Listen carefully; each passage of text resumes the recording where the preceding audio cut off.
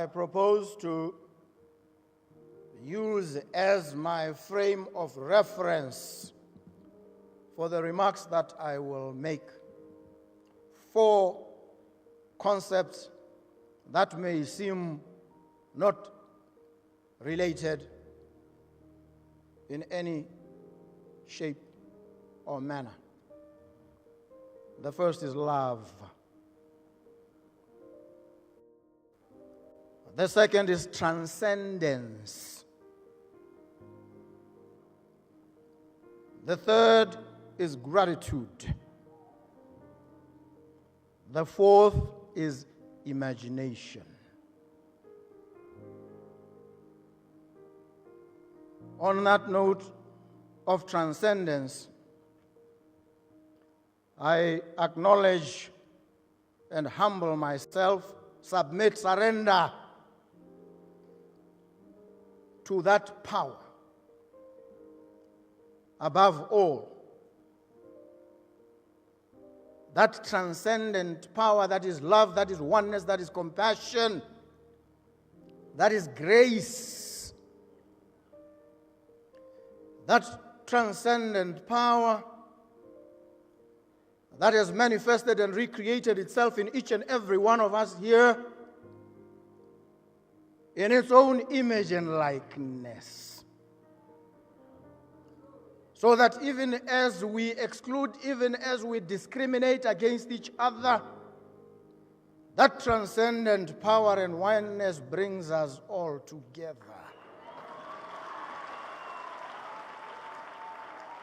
Draws us close and brings us to a common center of consciousness, which is love. Love. Love. Which, to my understanding,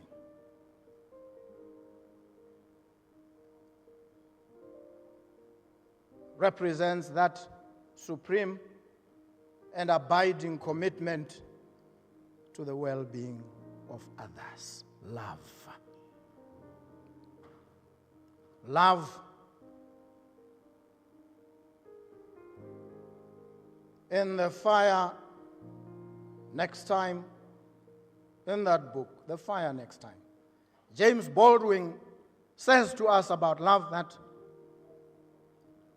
it is so desperately sought and so cunningly avoided. Says it takes away the masks that we fear we cannot live without, and yet know we cannot live within. Love. And Fyodor Dostoevsky says to us, hell is the inability to love. And if love won't swing open the gates of hell, then nothing will. Love. That's what draws us together. That's what brings us here from our various walks of life and stations. We converge at this center of gravity, love.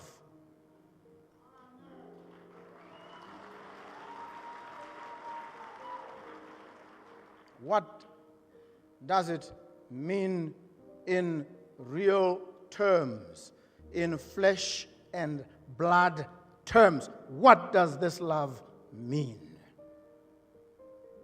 It means we err, and we err dangerously. When we can stand by the sidelines and watch one of us languish, his remains, his mortal remains, stay in a mortuary for close to 3 years, and we deny him the dignity of a burial in his ancestral land, then love has deserted us. We've alienated ourselves from that transcendent power. We are destitute of love if we behave that way towards each other.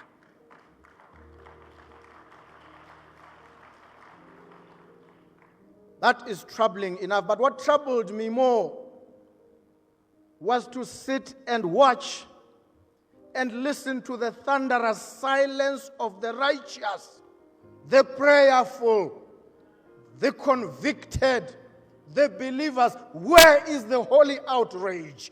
Where was the righteous indignation when this man remained languished in that place? Where were we, all of us? Where did we stand in that moment of crisis?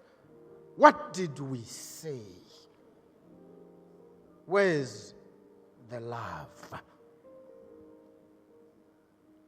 That's a troubling question. It troubles me. It wakes me up at night, torments me.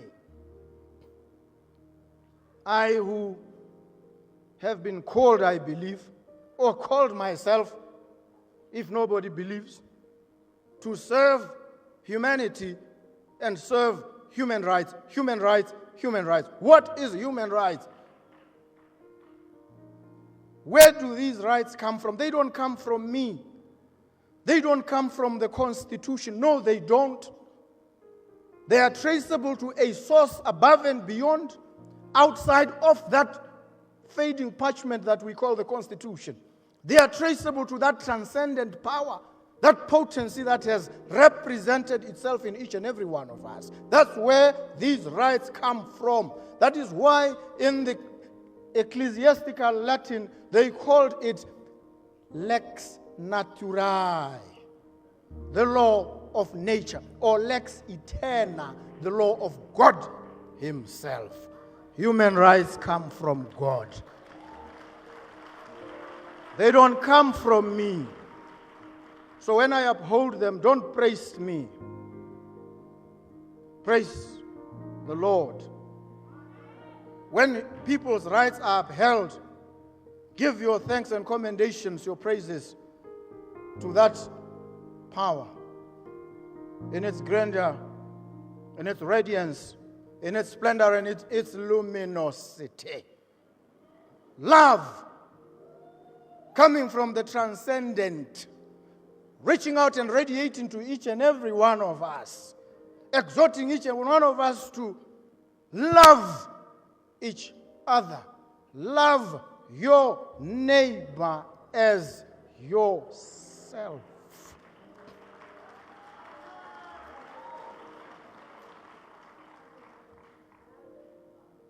And we learn so much from this natural law. One of the things we learn is something the lawyers call natural justice. What is it? It comes from a simple illustration in that garden when God placed two individuals, one after the other, and he gave them an instruction. He says, do not eat of this fruit. He leaves them there to carry out this instruction. They defy, they transgress.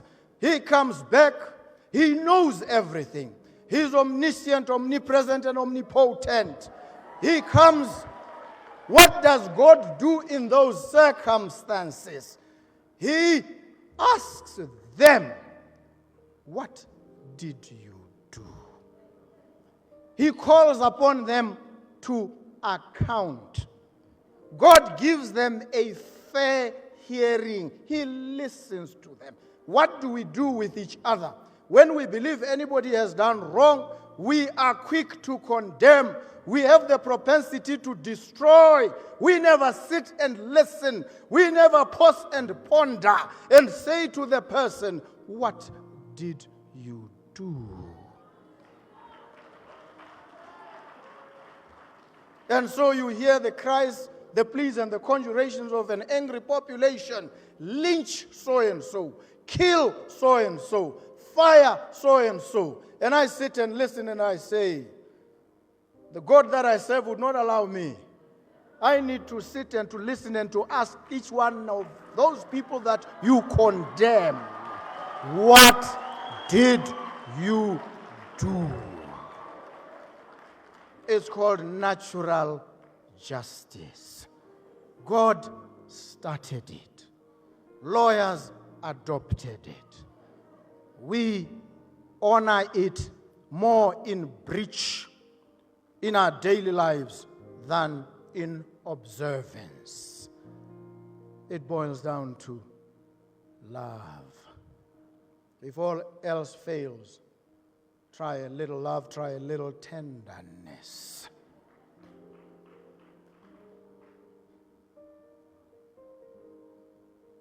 Because in the ultimate instance, love is what justice looks like in public. I've spoken about love, spoken about the transcendent, the omnipresent, the omnipotent, the all-knowing, the all-wise. I tend to ponder on gratitude. Gratitude. And I remember the Apostle Paul writing to the church that was under persecution. In the church at Thessalonica, he says, in all circumstances, give thanks. Gratitude.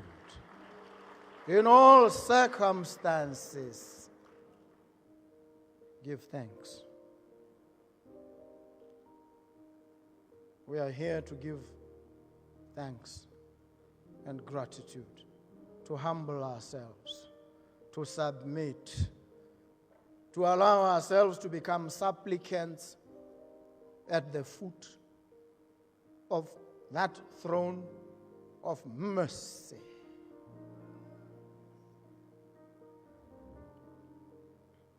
Gratitude.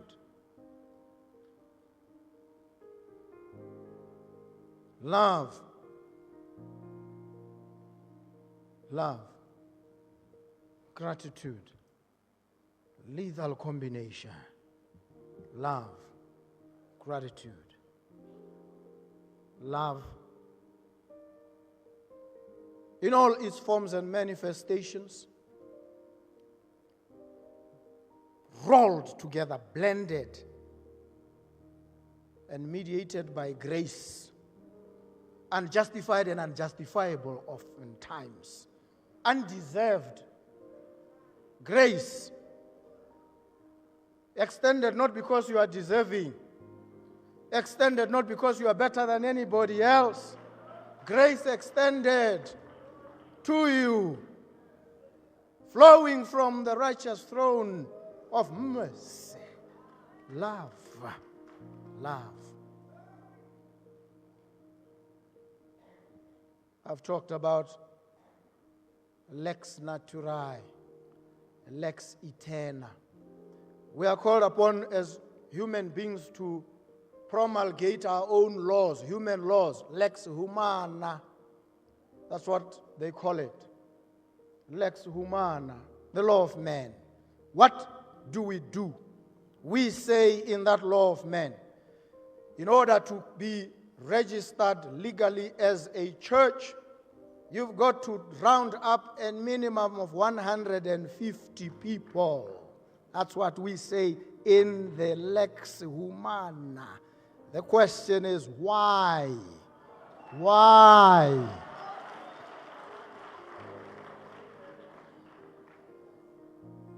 And so in my frail and fallible character, with the charges that I lead as their primus inter pares, the first among equals, sitting next to Nkosinathi Ndaba Kaulath, the vice president, we said, no, let's bring it down. Let's make it 20.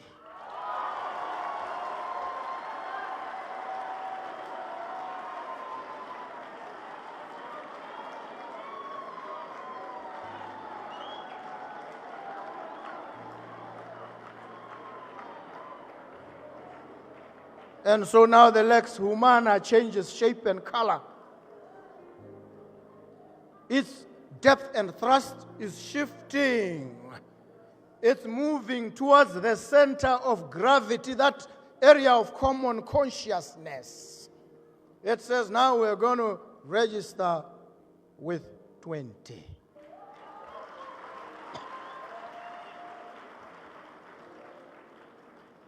And that's about to be the law, going through your parliament,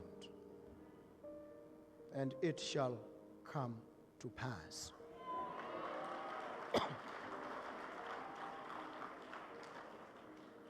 When I bring together these three strands that I've spoken to now, I've engaged with the Vice President and engaged intensely. Him and I are dreamers. Him and I are dreamers of big dreams, dreams of immensity, dreams of intensity, dreams that should transform the lives of the everyday people of this country, those on the downside, those at the margins, those who are catching hell. Their life is about to change. It is about to be transformed in a spectacular way. Him and I have engaged thoroughly. And I can tell you, this country is about to change.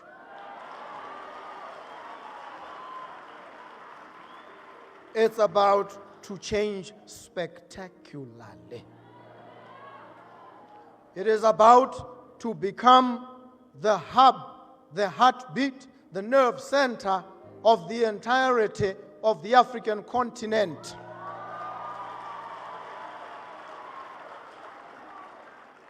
And it has taken its place. It's about to affirm itself as the lodestar, the guiding light of the whole world.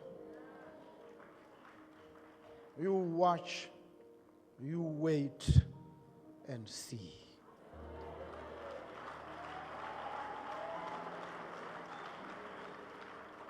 And we must now, when we do that, summon to the fore imagination. Imagination.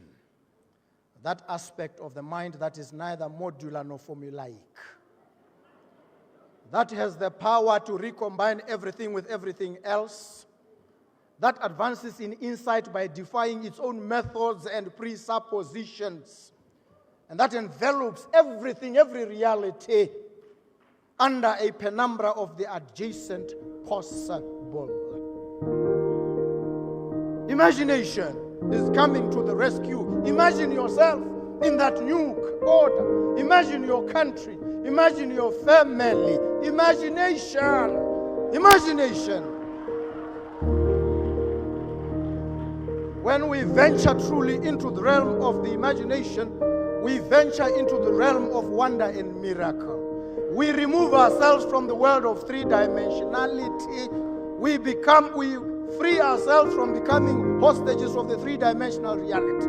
We live in the world, but we are not of it. Imagination. Then you begin to see defined and marked clearly yonder on the horizon, a new Botswana, a new country, where the privations of poverty will no longer trouble any child, any mother, any citizen, any resident of our country. Imagination, imagination to the rescue. Let me thank you at this point and ask for peace and blessings upon all of you.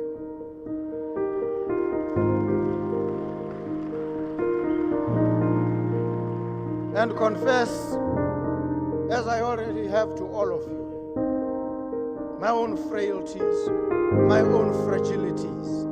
I'm a broken vessel myself, needing prayers from you, needing solace and comfort. I have experienced firsthand betrayal. I have experienced firsthand ridicule. I have experienced firsthand rejection and denigration. I have stood firm, held firmly to the guiding hand of faith.